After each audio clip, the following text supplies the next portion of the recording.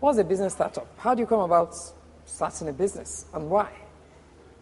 Well, business startup, every business has to, it's another word for incubation or the initiation part of the business. Where you have to start up, and the business startup came about by essentially when the entrepreneurial era came into being, where people start business in small businesses.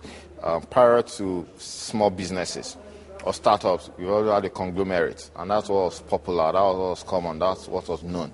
Where a company like Leventis USA, produce on the mega manufacturing essentially.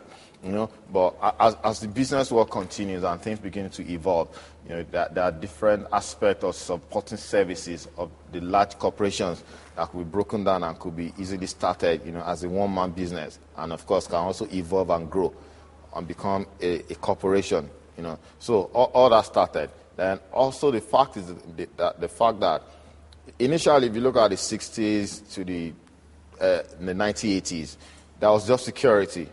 What happened was that it was just as if the quantity of job that was needed in the world was produced or provided by the factories and the government. But as we begin to have the baby boomers, things went spiral and viral.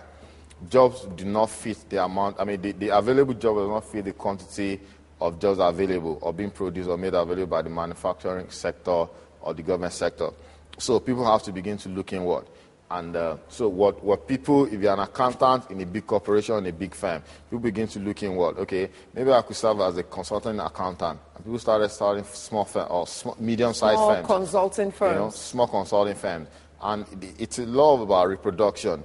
If somebody starts something and do it successfully, and someone observes that, it's the impetus and initiative to be able to reproduce that has already been birthed in the person that observes, so the person can reproduce the same level of success. Sure. And that's what happened when the first man to run the 100 meters for 10 seconds.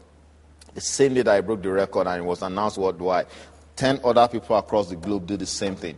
They were not known. They didn't make it first, but the fact that I just knew that somebody did it, I could do this thing too, and it was done.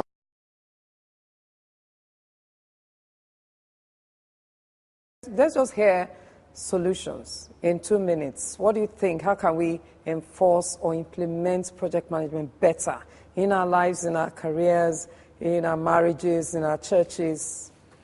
Well, number one, the bedrock is awareness. And awareness, if you need to get aware, you need to read. That's where education comes in. Okay? And secondly, planning is key. People have to premeditate every action. Nothing is done haphazardly, and processes has to be followed. Then thirdly, having followed the process, having planned, execution is key. You have to follow through on execution. Things has to be done according to plan. You cannot just do things according to your feelings. I'm not saying feelings is not important. And you cannot just do the way you feel, especially when it comes to a public project. Things have to be done according to what is planned. Okay? Funds for project A must not be executed on funds for project B. Okay? And everything has to be done in that order. So, and also, enlightenment is key. When people come into government or in your personal life or your individual lives or in the communities, things has to be done. The requirement of the project also has to be taken into consideration.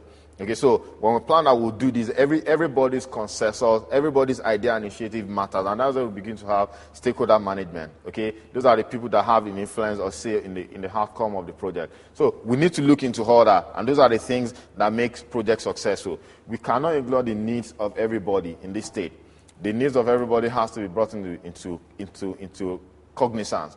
Okay, it has to be brought into the entire bowl of projects or needs. Then we now look into, okay, which one do we begin to prioritize? Which one do we handle first? Which goes second? And which goes first? So those are the key issues that has to be addressed. And also, then we now need to begin to look at the issue of funding.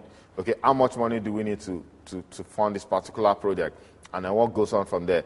But at the bedrock of everything is awareness. Education is key. Once education is, people are informed about projects and how it can be achieved, then everything will begin to fall into place.